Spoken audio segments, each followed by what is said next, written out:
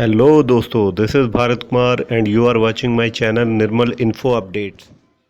Hold me close till I get up. Time is barely on our side. I don't wanna waste what's left.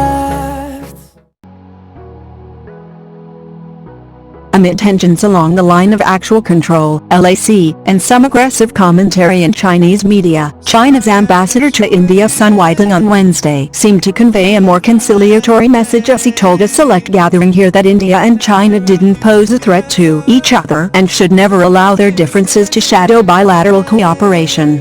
Sun also described the neighbors as opportunities for each other and said the countries needed to see each other's development in the correct way to enhance strategic mutual trust. The remarks came on the Chinese Foreign Ministry in Beijing echoed Sun's tenor, describing the border situation as overall stable and controllable, adding that India and China were capable of resolving the issue through dialogue. Though there was no breakthrough yet at the sites of confrontation in East Ladakh where Chinese troops have intruded into areas India considers its own, commanders on both sides remain in touch. On Tuesday, India had clearly signaled it would not step back from forward positions facing Chinese troops until they withdrew to the usual lines of patrol along the LAC. We should correctly view our differences and never let them shadow the overall situation of bilateral cooperation. At the same time, we should gradually seek understanding through communication and constantly resolve differences, China's ambassador to India Sun Weidong said, adding that China and India should be good neighbors of harmonious coexistence and good partners to move forward hand in hand. The formulation seems in keeping with efforts to ensure the heightened tensions do not lead to a serious escalation. Some said India and China should adhere to the basic judgment that they were each other's opportunities and pose no threat to one another. The realization of the dragon and elephant dancing together is the only right choice for China and India, which serves the fundamental interests of our two countries and two peoples. As the two major emerging economies, China and India should strengthen practical cooperation and expand the cake of common interests, he said in a webinar with a youth delegation and a few journalists. The ambassador was responding to a query about what could be done to improve India-China ties. Army Chief General Manoj Mukundan will hold a meeting with his top commanders from Wednesday, Army sources said on Tuesday. During the two-day meeting, the top brass of the force is likely to discuss security issues along with other points, they said. The meeting comes amid the Indian Army's increasing presence of its troops to match the strength of the Chinese Army, which has deployed over 5,000 of its personnel on the line of actual control of different locations in the Ladakh sector. The Indian Army is also enhancing its presence in other areas to deter the People's Liberation Army troops from carrying out transgressions.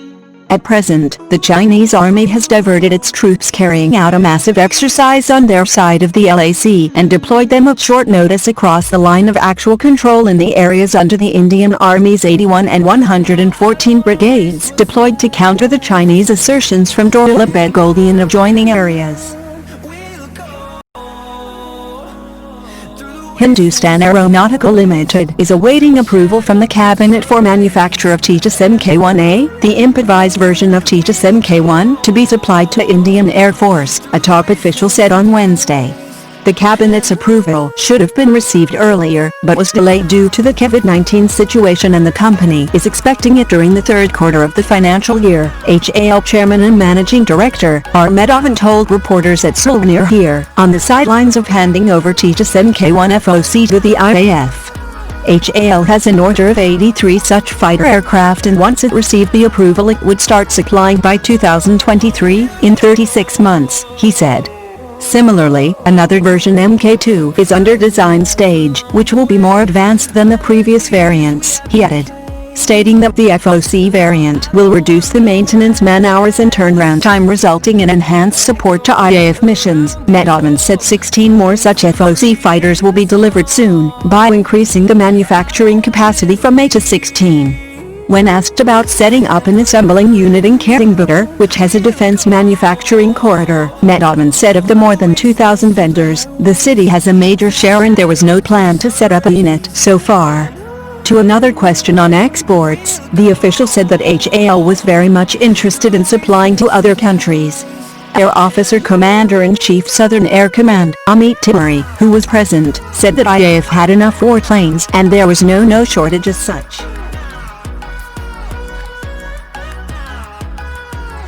The Pakistan Army claimed on Wednesday that it shot down an Indian spy quadcopter for allegedly violating the airspace along the line of control. The incident happened in the Kikri sector of the LOC, according to military spokesman Major General Babar Iftikhar. He said that the Indian spy quadcopter had intruded 650 meters on Pakistan's side of the LOC when it was brought down. India has dismissed previous such claims by the Pakistan Army. In April, the Pakistan Army claimed to have shot down an Indian drone. The ties between the two nations strained following the Balakot strike when the Indian Air Force jets bombed at Jaish-e-Mohammed training camp in Pakistan on February 26 last year to avenge the killing of 40 Central Reserve Police Force personnel in the Pulwama terror attack on February 14. Pakistan retaliated on February 27 by attempting to target Indian military installations. The ties further nosedived after New Delhi abrogated Article 370 that granted special status to Jammu and Kashmir in August last. Pakistan downgraded diplomatic relations with India and expelled the Indian High Commissioner.